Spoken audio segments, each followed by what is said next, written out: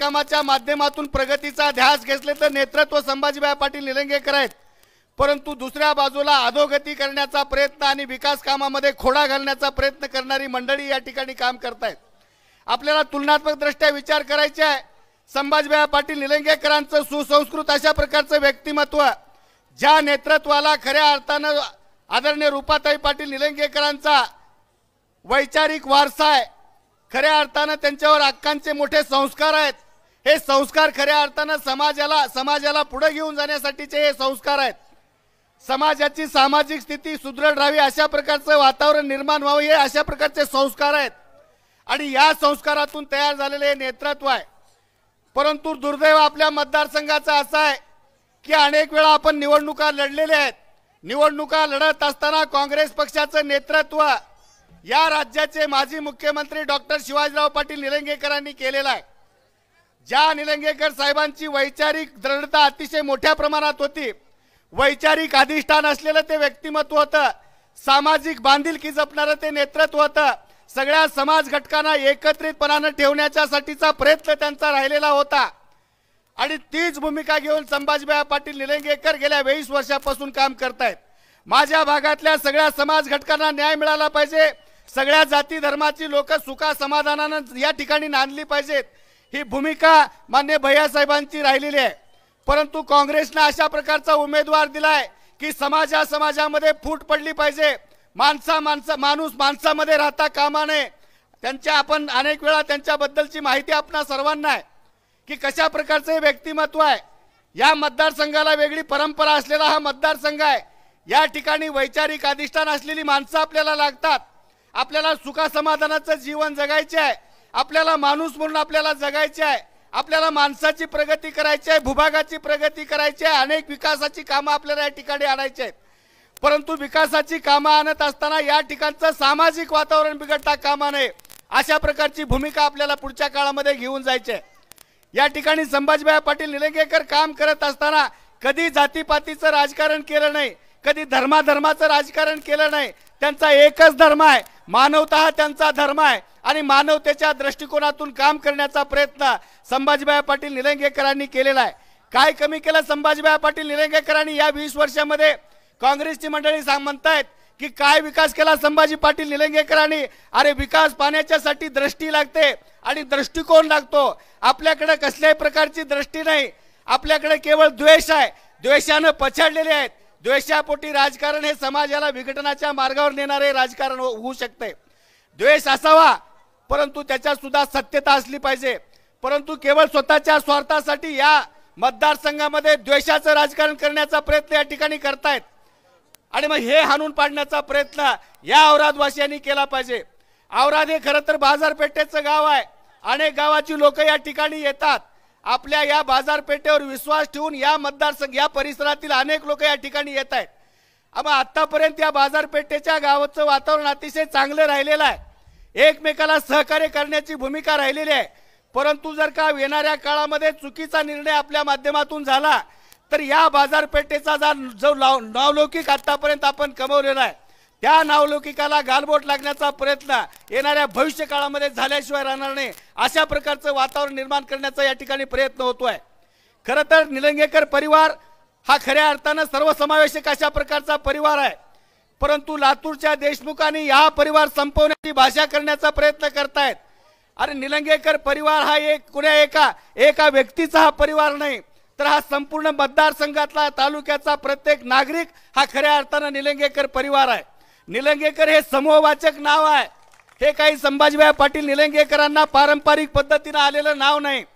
हे आपल्या सगळ्यांचं हे खऱ्या अर्थानं आपलं वैभव आहे की डॉक्टर शिवाजीराव पाटील निलंगेकरांनी निलंगेकर हा परिवार महाराष्ट्रापर्यंत घेऊन गेलेला आहे आणि ते जपण्याचं काम भैयासाहेबांच्या माध्यमातून आज ते पुढच्या काळामध्ये सुरू झालेलं आहे। या परिवाराला बदनाम करण्याचा प्रयत्न होतोय, अर्थात तुम्हा आम्हा सगळ्यांना बदनाम करण्याचा प्रयत्न या निवडणुकीच्या निमित्तानं होतोय आणि म्हणून आपल्याला खऱ्या अर्थानं आता संभाजीभाईची काळजी घ्यायची आहे। या जिल्ह्यातली देशमुख मंडळी जे जिल्ह्याचं राजकारण करतायत, लातूरचं राजकारण करतायत, ते खऱ्या अर्थानं संभाजीभाई पाटील निलंगेकरांचं राजकारण संपून आपला राजकीय स्वार्थ साधण्याचा प्रयत्न या देशमुख मंडळी करू पाहतायत। आता आपली जबाबदारी आहे आपण खरं तर आपण निलंगा मतदारसंघातले कार्यकर्ते आहोत, निलंगेकर नावानं आपण ओळखले जाणारे कार्यकर्ते आहोत. आपली ती जबाबदारी आहे, आपली ती खऱ्या अर्थानं निलंगेकर परिवार ही आपली अस्मिता आहे, ते आपलं अस्तित्व आहे. आणि अस्मिता आणि अस्तित्व टिकवायचं असेल तर औरासारख्या सुशिक्षित शहरांनी ही जबाबदारी घेतली पाहिजे. मी आपल्याला विनंती करणार आहे की पुढच्या काळामध्ये या भागाचं वातावरण बिघडू द्यायचं नसेल, आपल्याला विकासाच्या एका वेगळ्या टप्प्यावर जायचं असेल तर संभाजीभाई पाटील निलंगेकरांसारखं नेतृत्व हेच खऱ्या अर्थानं आपल्याला आधार देणारं नेतृत्व आहे.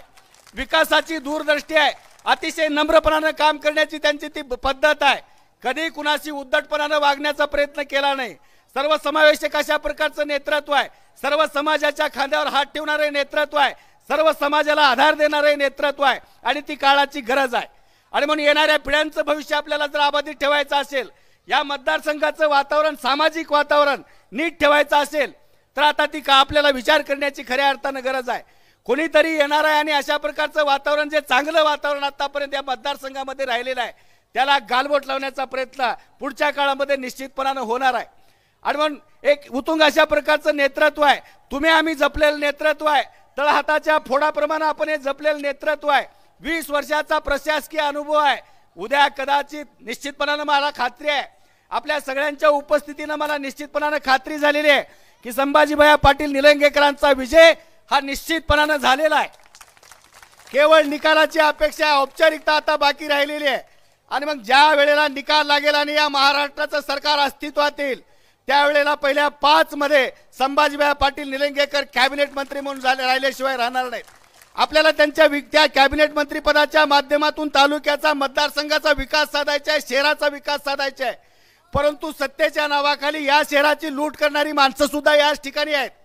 अनेक वेळा सत्ता तुमच्या हातात दिली, परंतु या शहराचं तुम्हाला बऱ्यापैकी काही करता आलं असतं, परंतु जाणून बजून शहरातल्या समस्याकडे दुर्लक्ष करण्याचं पाप तुमच्या हातून झालेलं आहे. आणि म्हणून तुम्हाला नैतिकता नाही खऱ्या अर्थानं लोकांच्या पुढे जाऊन मतं मागण्याची. तुम्हाला जर या शहराचा खऱ्या अर्थानं पुळका राहिला असता तर आतापर्यंत विकास हा वेगळ्या पद्धतीनं झाला असता. खरं तर हे निलंगा शहराबरोबर बरोबरी करणारं शहर आहे, परंतु तुमची मानसिकता, विकासाची मानसिकता राहिली नाही. लोकांना वेठीस धरणं, लोकांना अडचणीत टाकणं आणि लोकांना अडचणीत टाकून लोकांना गुलाम बनवण्याचा प्रयत्न या ठिकाणी होतोय. आम्ही लढाई लढतोय, स्वाभिमानाची लढाई लढतोय. मतदारसंघातल्या प्रत्येक कार्यकर्त्यांनी स्वाभिमानाने लढलं पाहिजे, ताठ मानेने जगलं पाहिजे. ही भूमिका मान्य भैयासाहेबांची राहिलेली आहे. आणि मी अधिक या ठिकाणी बोलणार नाही. या ठिकाणी मोठ्या प्रमाणात माता भगिनी आहेत, मोठ्या प्रमाणात माता भगिनी उपस्थित आहेत. त्याचं कारण असं आहे की अशा प्रकारचा एक निर्णय सरकारने घेतला जो 70 वर्षाच्या काळामध्ये या सरकारने कधी घेतला नाही. या 70 वर्षाच्या काळामध्ये जर माता भगिनींच्या प्रश्नाकडे डोळसपणानं बघितलं असतं तर माता भगिनींची प्रगती यापेक्षा अधिक झाली असती. परंतु देवेंद्र फडणवीस आणि एकनाथ शिंदे साहेबांच्या सरकारने आणि भैयासाहेबांच्या सरकारने निर्णय घेतला. या महाराष्ट्रातल्या माता भगिनींचे काही प्रश्न आहेत, त्या प्रश्नाची सोडवणूक करणं आमची जबाबदारी आहे. आणि म्हणून लाडकी बहीण योजनेच्या माध्यमातून आपल्याला त्या योजनेच्या माध्यमातून आर्थिक सक्षमीकरण करण्याचा प्रयत्न या ठिकाणी झालेला आहे. नरेंद्र मोदीच्या सरकारच्या काळामध्ये अनेक योजनांच्या माध्यमातून माता भगिनींना पुढे आणलं पाहिजे, ही भूमिका सरकारची झालेली आहे. कारण या राष्ट्राच्या निर्मितीमध्ये खऱ्या अर्थानं सगळ्यात मोठा जर वाटा कुणाचा असेल तर ते या ठिकाणी उपस्थित असलेल्या माता भगिनींचा आहे. माता भगिनींनी राष्ट्र घडवलेलं आहे, राष्ट्र उभा केलेला आहे आणि राष्ट्र उभारणीच्या कामामध्ये असलेले योगदान या अनेक योजनेच्या माध्यमातून आपल्याला त्याची परतफेड करण्याचा प्रयत्न या ठिकाणी झालेला आहे. मी आपल्याला हात जोडून विनंती करणार आहे, मी कळकळीची विनंती करणार आहे. हा काळ अतिशय संघर्षाचा आहे, हा काळ अतिशय कठीण आहे. या कठीण काळामध्ये आपल्या मदतीची आणि आपल्या आशीर्वादाची गरज, संभाजीभाईंना आपल्या आशीर्वादाची गरज आहे. मी आपल्याला विनंती करणार आहे, येणाऱ्या 20 तारखेला आपलं एक मतदान हे खऱ्या अर्थानं संभाजी पाटील निलंगेकरांना बळ देणारं ठरणार आहे. संभाजीभाई पाटील निलंगेकरांना आपली ताकद देणारं ठरणार आहे. आणि आपलं एक मत खऱ्या अर्थाने येणाऱ्या भविष्याचा वेध घेणारं हे आपलं मतदान असणार आहे. येणाऱ्या पिढ्यांचं भविष्य उज्ज्वल करणारं मतदान असणार आहे. हे मत, आपलं एक मत केवळ संभाजीभाई पाटील निलंगेकरांना आपलं हे मत असणार नाही, तर संपूर्ण महाराष्ट्राच्या राजकारणामध्ये एक वेगळा बदल घडवून आणण्यासाठीचं आपलं मतदान असणार आहे. म्हणून मी आपल्याला कळकळीची विनंती करतो, हात जोडून विनंती करतो की कसल्याही अफवेला बळी न पडता, कसल्याही म्हणजे आता अनेक लोक थापा देणारे आपल्या समोर येत आहेत आणि मग अफवेवर बळी न पडता आपण प्रामाणिकपणाने गेल्या 20 वर्षात जी समाजाची सेवा संभाजीभाई पाटील निलंगेकरांच्या हातून झालेली आहे ती सेवा पुढच्या काळामध्ये जर आपल्याला नीटपणाने करायची असेल तर संभाजीभाईंना 20 तारखेला कमळाच्या पुढचं बटन दाबून आपण मतदान रूपी आशीर्वाद द्यावा आणि तो निश्चितपणाने आपण देणार आहोत याची मला खात्री पटलेली आहे। अधिक न बोलता आपण सर्वजण एवढ्या मोठ्या संख्येने उपस्थित झालात त्याबद्दल आपले मनपूर्वक आभार मानतो आणि या ठिकाणी अनेक लोकांनी पाठिंबा दिलेला आहे। मी मतदारसंघातल्या अनेक गावात भैयाबरोबर जातो, गावाच्या गावात संभाजीभाई पाटील निलंगेकरांना पाठिंबा देत आहेत। अनेक सामाजिक संघटना राजकीय संघटना या ठिकाणी त्यांना पाठिंबा देत आहेत।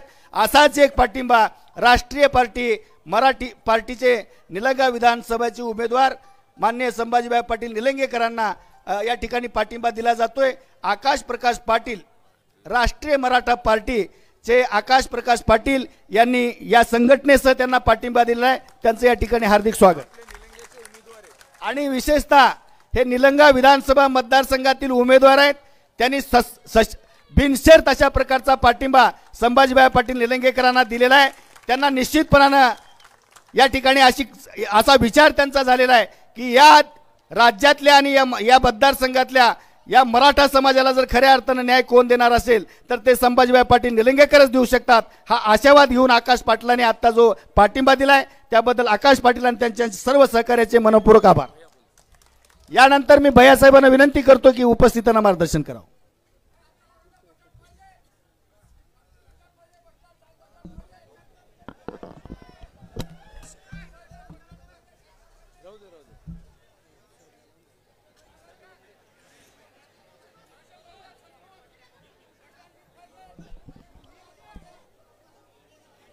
भारत माता की, भारत माता की, भारत माता की जय भवानी, जय भवानी, जय भीम, जय भीम।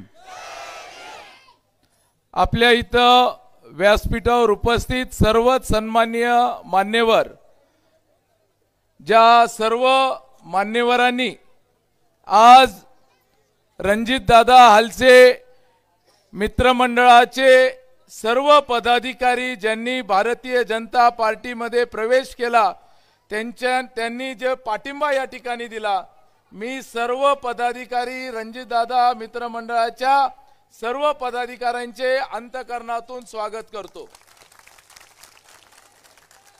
आकाश पाटील जे भारतीय मराठा पक्षाचे निलंगा विधानसभेचे जे उमेदवार आहेत त्यांनी देखील आज बिनशर्त पाठिंबा आपल्याला दिला, त्यासाठी मी आकाश पाटील यांचे देखील स्वागत करतो। व्यासपीठावर उपस्थित सर्व मान्यवर, समोर असलेले आमचे माता भगिनी वडीलधारी मंडळी व सर्व आमचे तरुण मित्रांनो, पूर्ण राज्यामध्ये आज आपण निवडणुका चालल्यात। महाविकास आघाडी विरुद्ध महायुती अशी लढाई आहे। दोघांना अडीच वर्षाची संधी मिळाली, काँग्रेस पक्षाला 2.5 वर्षाची संधी मिळाली, भाजपला 2.5 वर्षाची संधी मिळाली। पहिल्या अडीच वर्षामध्ये काँग्रेसचं राज्य होतं, नंतरच्या 2.5 वर्षामध्ये भाजपचं राज्य होतं। आपण मागचे 2.5 वर्ष जे पाहिले सुरुवातीचे, त्या काळामध्ये ज्या पद्धतीने काँग्रेस पक्षाने विकास करायला पाहिजे होता तो कोणताही केला नाही। समाजातले जे प्रमुख घटक आहेत, समाजातले एक प्रमुख घटक आहेत, एक शेतकरी आहेत, शेतमजूर आहेत, कामगार आहेत, महिला आहेत, या सर्व घटकांच्या कोणत्याही पद्धतीने विकास काँग्रेस पक्षाने केला नाही। आपण जर पाहिलं पहिल्या 2.5 वर्षामध्ये 2019 ते 21-22 पर्यंत आम्ही जे बोलतो ह्याच्यापेक्षा आपलं जे बँकेचं पासबुक असते ते खरं बोलत असते। आपण सुरुवात करू 2014 ते 19 मध्ये पहिल्यांदा आपलं सरकार आलं, आपल्या सर्व मायमाऊलींचे आम्ही बचत गट निर्माण केले। बचत गटांना सुरुवातीच्या टप्प्यामध्ये ज्यावेळेस काँग्रेस पक्ष होतं त्यावेळेस महिलांना 4,000 रुपये मिळायचे 7% व्याज दराने. भाजपचं सरकार आलं, आम्ही आपल्या सर्वांच्या खात्यावर 15,000 रुपये दिले आणि ते देखील 0% व्याज दराने. परत 2019 पर्यंत आम्ही हे पैसे जमा केले. 19 ते 20 काँग्रेस पक्षाचं सरकार आलं, 1 रुपये महिलांच्या खात्यावर जमा नाही. 20 ते 21 1 रुपये महिलांच्या खात्यावर जमा नाही. 21 ते 22 1 रुपये जमा नाही. 22 ला परत एकनाथ शिंदे साहेब ह्या राज्याचे मुख्यमंत्री झाले. परत आम्ही महिला बचत गटाला जिथं 15,000 रुपये देत होतो तिथं आता 30,000 रुपये तुमच्या सर्व खात्यांवर आम्ही जमा केले. मी सर्व आमच्या बचत गटातील महिलांना आवर्जून सांगतो, महायुतीचं सरकार आल्यानंतर 2024-25 मध्ये जिथं तुमच्या खात्यावर 30,000 रुपये जमा होतात तिथं आता 60,000 रुपये तुमच्या सर्व बहिणींच्या खात्यावर जमा करणार. आणि त्याचबरोबर परत आपल्या ह्या सरकारने लाडकी बहीण योजना काढली. लाडकी बहीण योजनेच्या माध्यमातून सर्व बहिणींच्या खात्यावर 1,500 प्रमाणे जवळपास 7,500 रुपये जमा केले. काँग्रेस पक्ष कोर्टात गेला आणि त्यांनी सांगितलं की ही योजना बंद करा. पण एकनाथ शिंदे साहेबांनी सांगितलं, नाना पटोले तुम्ही कोर्टात जावा किंवा कुणाचा बा जरी इथं आला ही योजना बंद होणार नाही. आता आपल्या सर्वांना सांगतो, आता 1,500चे किती झालेत? आता या सर्व बहिणींच्या खात्यावर पुढच्या महिन्यापासून 2,100 रुपये जमा करण्याचं काम या आपल्या सरकारच्या माध्यमातून होणार आहे. जसं बहिणींना न्याय दिला तसं शेतकरी बांधवांना न्याय दिला. शेतमजुरांना देखील कामगारांची नोंदणी करून शेतमजुरांना देखील कामगारांचे जे काही आपल्याला न्याय देता येईल तो देखील न्याय देण्याचं काम केलं. शेतकऱ्यांचं वीज बिल माफी झाली, 1 रुपयामध्ये विमा, हे अनेक गोष्टी त्या ठिकाणी आल्या. पण मी काल ऐकत असताना मला काही येत असताना आमच्या मंडळींनी मित्रांनी सांगितलं, काँग्रेसवाल्यांची सभा झाली, त्यांनी काही मुद्दे दिले, पण ते मुद्दे पाहिल्यानंतर मला प्रश्न पडला की ती निवडणूक ग्रामपंचायतच्या भाषणासाठी काँग्रेसचे लोक आलते का विधानसभेच्या निवडणुकीसाठी आले होते? उल्टा चोर कोतवाल को दाटे अशी परिस्थिती आहे. अहो इथं ग्रामपंचायतचे हे बघा इथं बसलेत शेळगीचे आपले बंकट सरपंच आहेत शेळगीचे. त्या शेळगीमध्ये आपल्या एका वार्डा एवढं शेळगी आहे. त्या वार्डा एवढ्या शेळगीमध्ये प्रत्येक गल्ली बोळामध्ये ह्या सरपंचांनी तिथं रस्ते केले, नाल्या केले, वाढ केलं, जवळपास 10 कोटीचे काम केले. पण एवढी मोठी ग्रामपंचायत असताना तुम्ही एकही रस्ता ह्या गावामध्ये करू शकला नाहीत. आणि तुम्ही बोलत असताना सांगतात की आमदारांमुळे झालं नाही. आमदार ज्यावेळेस आमची सत्ता आली तुम्ही बाजार समिती आमच्या ताब्यामध्ये दिली. बाजार समितीमधून जाणारा रस्त्याचं काम तुम्ही बघा, आज जवळपास 16 कोटी रुपये आम्ही बाजार समितीतल्या रस्त्यामध्ये दिले. तुम्ही या गावातल्या रस्त्यासाठी एनओसी दिली नाहीत. गावामध्ये रस्ते होण्यासाठी ग्रामपंचायतची गरज असते. तुम्ही जी एनओसी द्यायला पाहिजे होती, अहो तुम्ही केलेले पाप तुम्ही आमच्या नावावर ढकलतात. इथं साध्या ग्रामपंचायतला जर 7-7 कोटी रुपये मिळतात, गल्ली बोळामध्ये जर रस्ते होतात, तर ह्या ग्रामपंचायत मध्ये का झाले नाहीत? ही जबाबदारी कुणाची आहे? पण मी आपल्या सर्व औरदवासियांना सांगतो, त्यांनी काय केलं म्हणून आम्ही ते करणार नाही असं आम्ही बोलणारे नाहीयेत. आम्हाला वाटायचं कुणाच्या घरामध्ये जाऊन चुकीचं कोण कामकाज करतंय. माझा 20 वर्षामधला स्वभाव आहे, मी कुणाच्या ग्रामपंचायत मध्ये आजपर्यंत दखल दिलेली नाही. पण ह्या ग्रामपंचायत मध्ये ज्या पद्धतीने कारभार झाला, मी औरदवासींना शब्द देतो 31 मार्च पर्यंत ग्रामपंचायत कुणाची जरी असली तर रस्ते संभाजी पाटील त्या ठिकाणी करून देणार आहे. आणि त्यासाठी आपलं सरकार आल्यानंतर ग्रामपंचायत असो, आता तुम्हाला ग्रामपंचायत असेल नसेल त्याच्याशी घेणं देणं नाही, ती जबाबदारी आपण घेतलेली आहे. जसं बाजार समिती बाजार समिती तुम्ही कुणाच्या ताब्यात दिली? आमच्या ताब्यात दिली. रस्ते बघा, बाजार समितीमध्ये येणारा, इकडं खाली जाणारा वांजरगडकडे जाणारा रस्ता, कोटमाळकडे जाणारा रस्ता, हे सर्व रस्त्यांचे काम चालू झाले. शेळगीला जाणारा रस्ता, तांबळ्याला जाणारा रस्ता चालू झाला, पण गावातले रस्ते का चालू झाले नाहीत? अहो, कुठंतरी ना हरकत प्रमाण द्यावं लागतंय. या लोकांना एवढं तरी हे श्रेय एका माणसाला जाईल.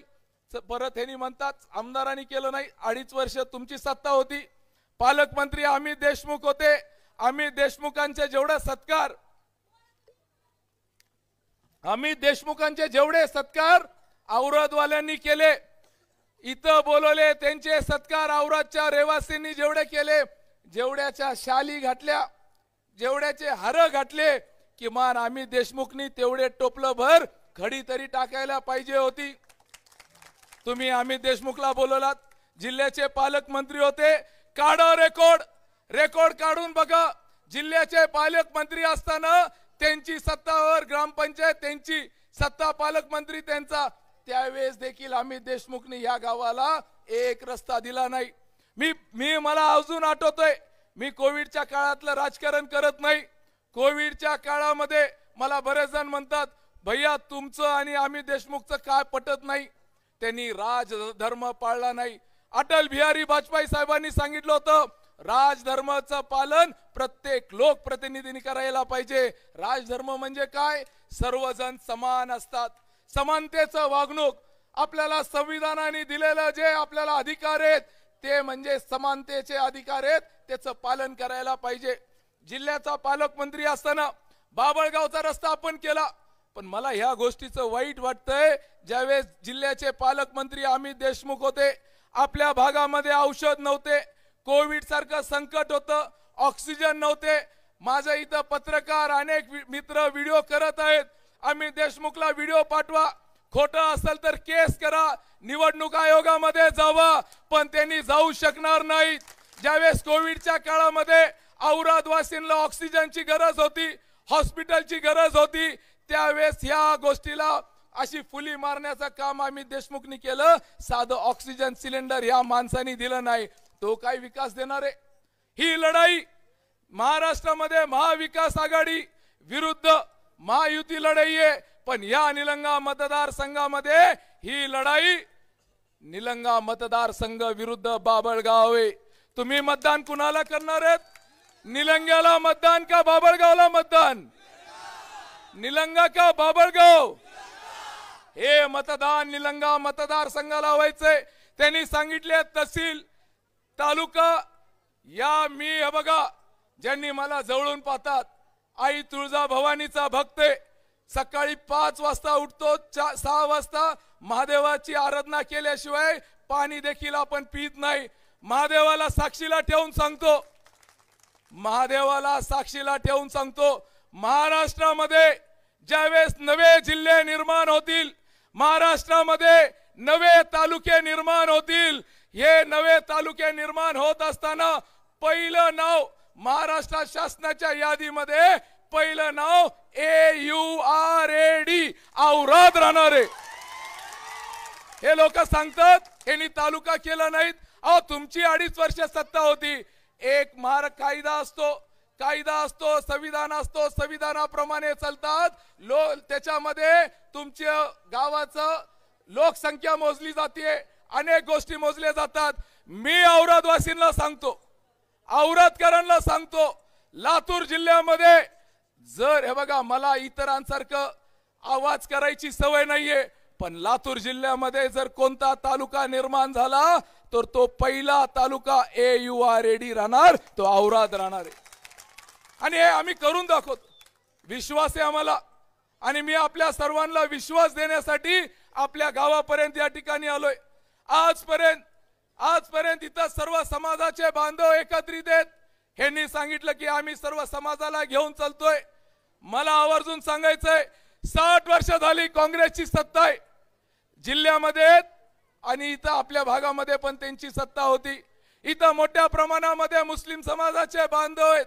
मला मुस्लिम समाजाच्या बांधवांना आवर्जून सांगायचंय, अमित देशमुख तिथं लातूर मध्ये असतात, ते तिथले आमदार आहेत, तुम्ही त्यांना तुमचे पाहुणे रावळे मित्र परिवार जे लातूर मध्ये असतील त्यांना फोन करून विचारा की शादीखाना लातूर मध्ये कोणी बांधला, तर त्यांनी सांगतील संभाजी पाटील निलंगेकर यांनी शादीखाना दिला. आज आपल्या औराद मध्ये निलंग्यामध्ये देखील मी भारतीय जनता पार्टीचा असताना देखील सर्व समाज बांधवांना एकत्रित घेऊन चलतो. निलंग्यातला देखील शादीखाना काँग्रेसवाल्यांनी नाही तर संभाजी पाटील यांनी बांधलेला आहे. आणि आज औरादवासियांची एक मागणी आलेली आहे की शादीखाना पाहिजे. शादीखाना देखील करून देण्याची जबाबदारी घेतो. आमचे मित्र आमचे हलसेताई इथं बसलेत. हलसेताईंनी मला सांगितलं की आम्हाला या भागामध्ये बौद्ध विहार राहिला पाहिजे. एक मी हलसेताईंना जवळून पाहतो. हलसेताई म्हणजे एक अशी मी जसं अक्कांना पाहतो तसं हलसेताई आहेत. तुम्ही इथं व्यासपीठावर आल्यानंतर ज्या पद्धतीने आई आपल्या पोरांच्या डोक्यावरून हात फिरवती, पाठीवरून हात फिरवती, गळ्याला लावून घेती, तसं हलसेताईंनी मला 5 वर्ष एका पोरासारखं त्या ठिकाणी सांभाळले. तुम्ही त्यांना विचारा. मी ताईंना सांगतो, ताईंनी मला सांगितलंय मला बौद्ध विहार ह्या आमच्या भागामध्ये पाहिजे. ताई आमच्या अक्का म्हणून मी तुम्हाला शब्द देतो, या भागामध्ये बौद्ध विहार करून देण्याची जबाबदारी आमच्या हलसेताई आणि त्यांच्या मित्र परिवाराच्या माध्यमातून, ही जबाबदारी आमची आहे. मी आपल्या सर्वांना आवर्जून अधिकच न बोलता ही निवडणूक निलंगा विरुद्ध बाभळगाव एक लक्षात घ्या. आपल्या गावाचा स्वाभिमान सन्मान हे या निवडणुकीमध्ये आपल्याला ठेवायचे. आज राष्ट्रीय महामार्ग एक झाला. गडकरी साहेबांनी दुसरा राष्ट्रीय महामार्ग घोषणा केला. एरोळ रोड ते गुलबर्गा तो देखील आता येतो. एरोळून निघतो साकोळ, जवळगा, हलगरा म्हणजे बोंबळी, हलगरा, औराद आणि आता औरादला 2 राष्ट्रीय मार्ग जोडणारा टी पॉइंट खऱ्या अर्थाने त्या ठिकाणी होणार आहे आणि तो पुढे गुलबर्ग्याला जातो. हे भविष्यामध्ये करण्याचे आम्ही ठरवलेले काम आहेत. मी आपल्या सर्व ग्रामस्थ मंडळींना आवर्जून तुमच्याच विषयाकडे येतो. आपल्या मित्रांना, तरुण मित्रांना माहिती आहे, मोबाईल मध्ये प्रत्येक माहिती आपल्याला आवर्जून दिसते. औरादच्या बस स्टँडचं काम टेंडर या ठिकाणी फ्लोट झालेलं आहे. आपण जर पाहिलं औरादला, माझ्या तरुण मित्रांना विनंती आहे, आजकाल कोणती गोष्ट लपून राहत नाही. आपण सर्च जर टाकला तर आपल्याला त्याची पूर्ण माहिती येते. औरादच्या बस स्टँड साठी 5 कोटी रुपये आपण मंजूर करून दिलेले आहेत. आणि हे बगर ग्रामपंचायतचे एनओसी, तिथं देखील ग्रामपंचायतने आपल्याला अडचण केली, ती देखील त्याच्यावर मात करत आम्ही त्यामध्ये या ठिकाणी ते एनओसी घेतली जबरदस्तीने. आम्ही ते 5 कोटी रुपये आता त्या डिपार्टमेंटनी तिथं मंजूर केलेत. त्याचं टेंडर देखील फ्लोट झालेले. माझी आपल्या सर्वांना विनंती आहे, आमदाराची एक विटो असतो, एक ताकद असते, एक पॉवर असते. माझा स्वभाव नाहीये. तुम्ही अनेक वर्ष झालात मला जवळून पाहतात, 20 वर्ष झाले जवळून पाहतात. एकाही माणसाला मी मोठ्या आवाजात कधी बोललो नाही, कधी कुणाला शिवीगाळ केली नाही, कधी कुणाला अपशब्द वापरला नाही. आज लोकांकडे काही पद नसताना देखील ते हवेमध्ये राहतात. एखादं पद आलं तर ते कुणाशी नीट बोलत नाहीत. त्यांचं राहणीमान बदलतंय, त्यांची भाषा बदलती. आजपर्यंत 20 वर्षामध्ये एकाही माणसाला मी कधी चुकीचं बोललो नाही, कधी मोठ्या आवाजात देखील बोललो नाही. माझ्या औरादवासियांना विनंती आहे, मला सर्वजण विचारतात, भैया तुम्ही एवढ्या पद्धतीने असं शांत राहून जिल्ह्यावर तुमचं वर्चस्व कसं काय? महानगरपालिका तुम्ही कशी जिंकली? जिल्हा परिषद तुम्ही कशी जिंकली? मी त्यांना एकच सांगितलं, निवडणुकीच्या मैदानामध्ये संभाजी पाटील मतदान घेण्यासाठी निवडणुकीच्या मैदानामध्ये कधीच उतरत नसतो. संभाजी पाटील निवडणुकीच्या मैदानामध्ये जनतेचे मन जिंकण्यासाठी उतरत असतो आणि जनतेचे मन एकदा जिंकले तर आपल्याला यश मिळते. जिल्हा परिषद, महानगरपालिका ह्या जिंकल्या, हे कशाच्या बळावर? जनतेच्या विश्वासाच्या बळावर. आज या जिल्ह्यामध्ये 2 माजी मुख्यमंत्री होते, त्यांना जे शक्य झालं नाही ते शक्य या जिल्ह्यातील जनतेने आपल्याला जिल्हा परिषद एक हाती देऊन केलेले. मला विचारतात, डॉक्टर साहेब सतत विचारतात, निर्भय विचारतात, सगळे मान्यवर विचारतात. गिरी साहेब मला सतत म्हणतात, भैया सकाळी पहाटे तुम्ही निघतात. पाटे साहेब मला आता पाटील साहेब होते, व्यंकटराव पाटील साहेब मला म्हटले, भैया थकत नाहीत का? मी पाटील साहेबांना म्हणलो, पाटील साहेब मला माझ्यावर या मतदारसंघाचे फार मोठे उपकार आहेत म्हणतो. या मतदारसंघाने माझ्यावर खूप मोठे उपकार केलेत. मला आमदार करून उपकार नाहीयेत, मला मंत्री बनवून उपकार नाहीयेत, पण मी आपल्याला सांगतो, माझ्यासाठी माझा देव, माझ्यासाठी माझा सर्वस्व, ज्यांनी मला या ठिकाणी इथपर्यंत आणलंय ते माझे आई आहेत. माझी आई म्हणजे अक्का, हे माझ्यासाठी सर्वस्व आहे. ज्यावेळेस अक्का 2004 ला विधानसभेच्या निवडणुकीमध्ये उभा टाकले होते, त्यावेळेस असं मोठं वातावरण नव्हतं. त्यावेळेस माझ्या आई निवडणुकीमध्ये उभा टाकल्या होत्या. माझ्यासाठी फार तो जो काळ होता, माझ्यासाठी प्रश्नचिन्ह होता. मी स्वतः टेन्शन मध्ये होतो, काय निकाल होईल, काय लागल. पण जसं माझी आई म्हणून मी प्रचार करत होतो, माझ्या आईला खासदार करण्याचं काम जर कुणी केलं असेल तर या निलंगा तालुक्याच्या जनतेने त्यावेळेस हे केलेले. हे उपकार आहेत तुमचे. आणि अक्कांना खासदार करण्याचं काम आपण सर्वांनी केलं. आणि माझ्या आईला ज्यावेळेस तुम्ही खासदार केलात, हे माझ्यासाठी जगातल्या सर्वात मोठ्या गोष्टीपेक्षा आहेत. हे उपकार मी कधीच विसरू शकत नाही. संभाजी पाटील यांना आउट करायचंय, निलंगेकर यांना आउट करायचंय. माझी क्रिकेट टीम तयार आहे.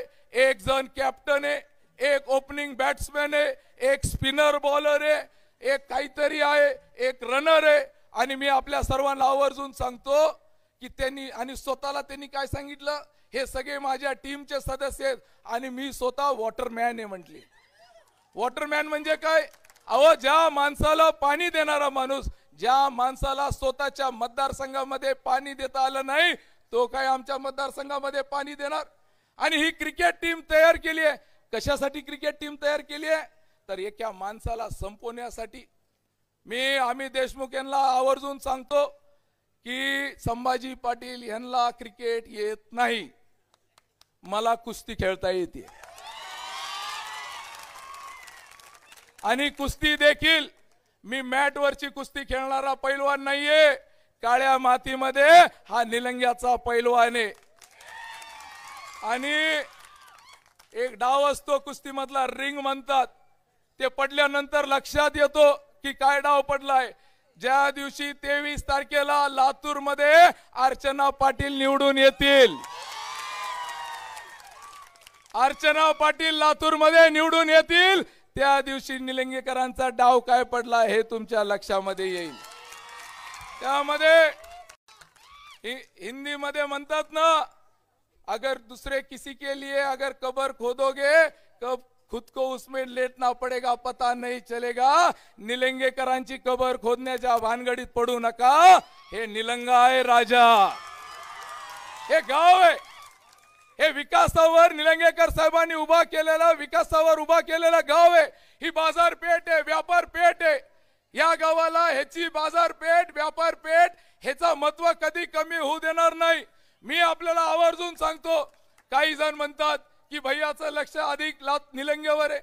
माझं नाव अनेकांना माहित नसल, माझं नाव निलंगाच्या मतदार यादीमध्ये, हे औरादच्या मतदार यादीमध्ये माझं नाव आहे. आज म्हणून नाही, माझा राजकीय जन्म झाल्यापासून पहिल्या दिवसापासून मी आजपर्यंत माझं मतदान औराद मध्ये करत आलोय. आणि आजपर्यंत औराद मध्ये करत असताना या गावाच्या अंतर्गत गोष्टीमध्ये आपण जाऊ नये असं वाटत होतं. पण मी औराद वासियांना वचन देतो, सर्वात पहिलं जे बोलल्याप्रमाणे ज्यावेळेस तालुके घोषित होतील, हे बघा एकच जिल्ह्यातलं हे काय गाव घोषित होण्यासारखं नाहीये. महाराष्ट्रामध्ये एकदा सर्व तालुके घोषित होतात. ज्या दिवशी तालुके घोषित होतील आणि जर औरादचं नाव त्याच्यामध्ये नसेल तर हा संभाजी पाटील आणि तुम्ही म्हणाल ती शिक्षा घेण्यासाठी मी तयार असणार आहे. औराद मधले रस्ते हे बघा, मी तारीख मागतोय, वेळ मागतोय. काँग्रेस सारखं बोलत नाही, मी तारीख आणि वेळ मागतोय. 31 मार्च 2025 च्या आधी गावातले गल्ली बोळातले रस्ते, तुमचा आमच्या बहिणीचा माझ्यावर विश्वास आहे का नाही? हा विश्वास असेल तर हात. या बहिणींसाठी, या भावानी, यावेळची भाऊबीजीची ओवाळणी, कारण तुम्हा सर्वांना सगळ्यात जास्त त्रास हे बघा कसं ग्रामपंचायतचा राग माझ्या विधानसभेवर काढू नका. काय केलं त्यांनी केलेले पाप, त्यांनी केलेले चुका, त्याचा राग इकडे नको. माझी विनंती आहे, ह्याची हमी मी घेतो, ही हमी दुसरं कुणी घेणार नाही. मोठ्या प्रमाणामध्ये शेतकरी बांधव आहेत, सर्व शेतकरी बांधवांना सांगतोय महाराष्ट्र शासनाने 6,000 प्रमाणे सर्व सोयाबीनचे खरेदी करण्याचा निर्णय घेतलेला आहे. तर त्याच्यामुळे सोयाबीनचा भाव आता 6,000 रुपये प्रमाणे राहणार. तर ही हमी आपण या ठिकाणी देतो. मला या ठिकाणी बऱ्याच जणांनी बरेच विषय या ठिकाणी सांगितलेले आहेत. मी आपल्या सर्वांना विनंती करणारे, 20 तारखेला मतदान आहे. कमळाच्या चिन्हाच्या समोर मतदान करायचंय. आपण मतदान 20 तारखेला जे करणार आहात हे मतदान पुढचे आपले 5 वर्ष विचारपूर्वक आपण. साधी भाजी घ्यायला गेलो, आपण भाजी तपासून घेतो, त्या भाजी सडलेली घेतो का, आपण खराब झालेली भाजी घेतो का, नाही घेत. जरा माझी विनंती आहे सर्वांना, आता मतदान करत असताना जरा उमेदवार पण देखील तपासून घ्या, तपासून मतदान करा. व्यापारी बांधवांना सांगणे, मी सर्व छोटे मोठे व्यावसायिक व्यापारी बांधवांना सांगणे, लहान लहान गोष्ट तपासून घ्या. आपल्याला कुठं चुकीचे मार्ग, चुकीची प्रवृत्ती या गावामध्ये येऊ द्यायची नाही. वाईट प्रवृत्ती जर आली तर व्यापार देखील बंद होण्यापासून थांबणार नाही. सर्व गोष्टी आपल्याला माहिती आहेत. वाईट प्रवृत्ती या गावाला येऊ देऊ नका. व्यापारी शहरे व्यापार पद्धतीने ह्याला पुढे घेऊन जाण्याची जबाबदारी आपण घेतोय. परत एकदा शेवटी सर्वांना अंतःकरणातून विनंती करतोय, मी आपला उमेदवार आहे. मी प्रामाणिकपणे काम करण्याचा प्रयत्न केलेला आहे. 22 वर्ष झाले सर्व समाजातील घटकांना घेऊन चालण्याचा प्रयत्न केलेला आहे. येणाऱ्या 20 तारखेला आपला लाडका भाऊ, आपला लाडका भैया म्हणून आपण सर्वांनी कमळाच्या समोरचं बटन दाबून आपण आम्हाला मतदान करावं. एकदा विचारतो, निलंगा का बाबळगाव? एकदा ज्यांना निलंगा म्हणायचंय त्यांनी हात वर करा. निलंगा का बाबळगाव? निलंगा का बाबळगाव? निलंगा का बाबळगाव? भारत माता की.